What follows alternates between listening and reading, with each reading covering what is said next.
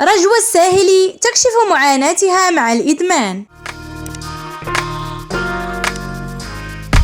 مرحبا بكم.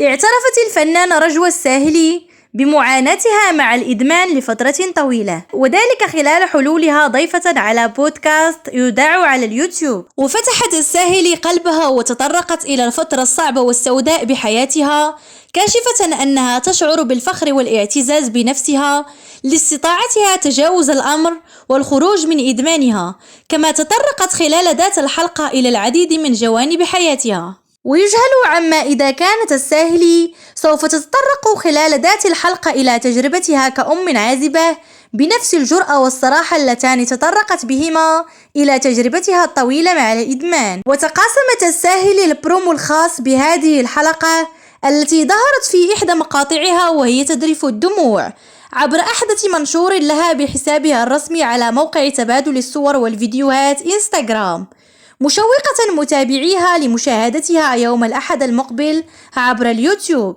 يشار إلى أن عددا كبيرا من المعلقين قد أشادوا بصراحة رجوى الساهلي، معتبرين أنها إنسانة متصالحة مع ذاتها. شكرا على المشاهدة. لا تنسوا الإعجاب بالفيديو والاشتراك في القناة وتفعيل الجرس ليصلكم دائما الجديد. إلى اللقاء.